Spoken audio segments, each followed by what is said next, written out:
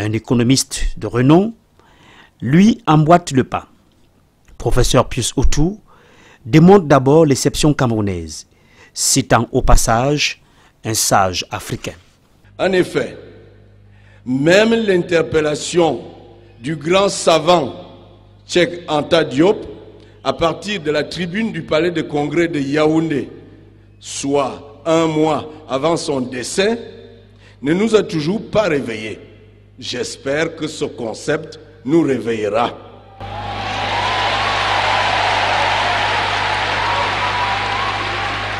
Voici ce que le savant africain pluridimensionnel était venu nous dire ce jour.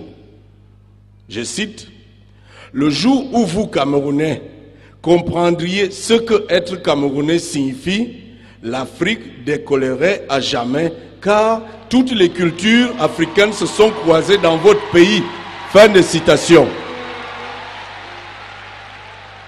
Les preuves de la pertinence des propos du grand savant africain sont nombreuses. Tenez, dès la première version de notre hymne national, un texte sacré, un grand lieu de notre mémoire et notre conscience historique, on pouvait lire ce qui suit.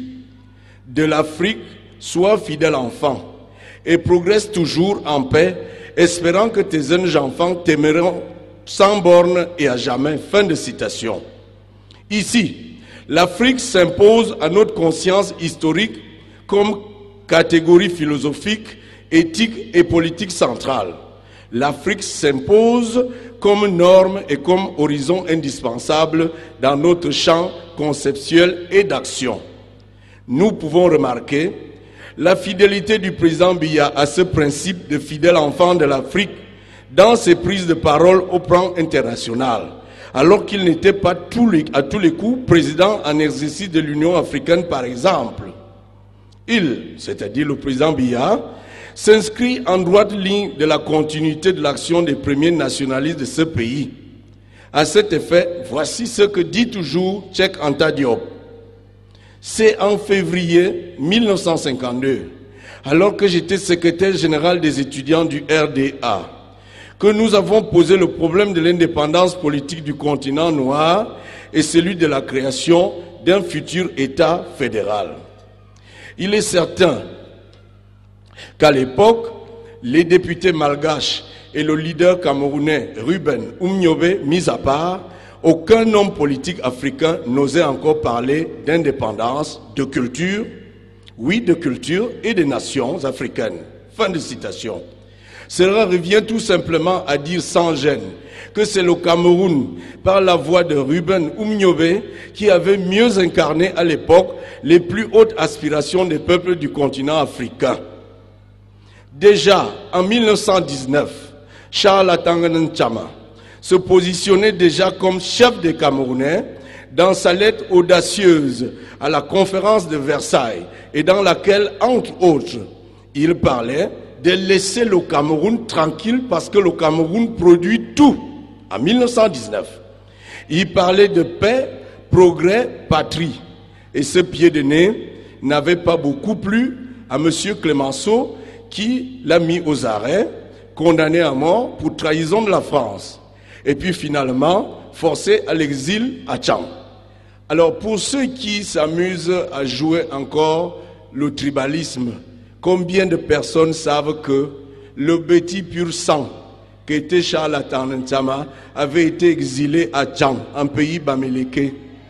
Combien savent que le sultan Joya Bamoun pur sang avait été exilé de son Bamoun natal pour un Simeon ici à Yaoundé?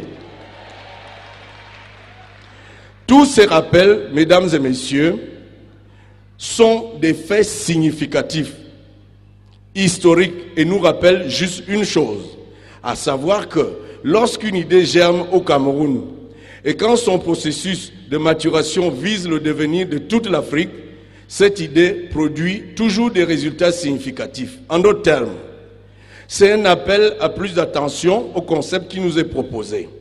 Concept qu'il va falloir entourer de tous les soins jaloux en vue de son succès.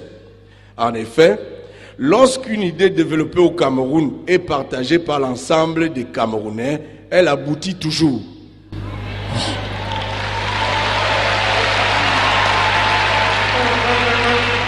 En 1956, Nyobe Ruben s'adresse pour la première fois aux Nations Unies pour demander l'indépendance du Cameroun. Elle aboutira 4 ans plus tard, c'est-à-dire en 1960.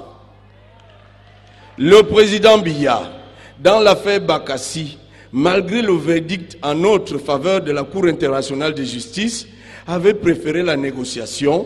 Cela est devenu un cas d'école pour la recherche des solutions aux nombreux conflits qui opposent les nations du monde. Le modèle est parti du Cameroun.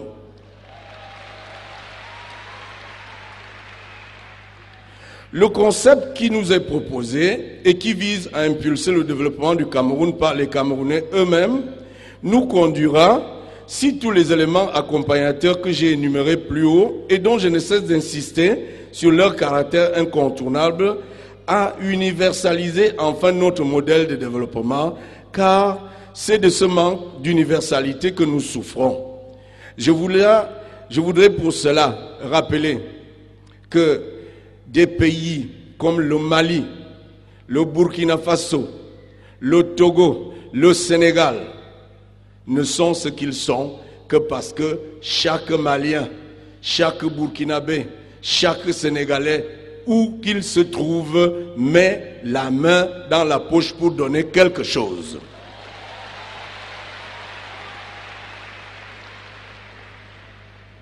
Un autre continent qui nous est loin, l'Asie.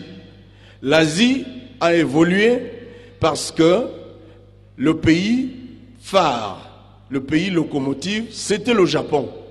Et quand vous voyez comment les Japonais fonctionnent, chacun met toujours la main dans la poche dans une caisse commune. Et toutes leurs activités tournent autour d'une banque. Et alors, c'est des banques qui fonctionnent suivant leur culture.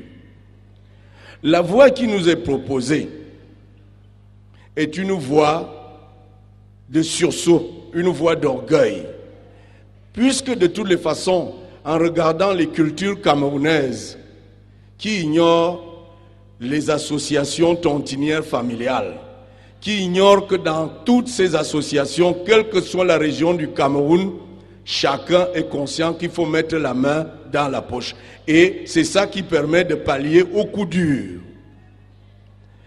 Saint Paul, je ne suis pas un grand théologien, mais je lis la Bible de temps en temps. Saint Paul définit la justice sociale comme une loi inscrite au cœur de chaque être humain. Alors, qu'est-ce que les Japonais avaient fait? Pour vous dire que ce qu'ils ont fait n'est pas très loin de la petite quête nationale qui nous est proposée aujourd'hui. C'est que là-bas, toutes les terres appartenaient au Seigneur. L'État, qui est donc le garant de l'intérêt général, a racheté toutes ces terres au Seigneur. L'argent récolté a été placé dans des banques. Les banques finançaient donc l'industrie. Le docteur Tchalesomba parlait tantôt de cesser d'envoyer nos matières premières en l'état de l'autre côté. Parce que tant que nous envoyons nos matières premières en l'état de l'autre côté, nous avons pour seule spécialité exporter nos emplois. Parce que c'est celui qui transforme, qui crée des emplois. Alors que la matière première est partie de chez nous.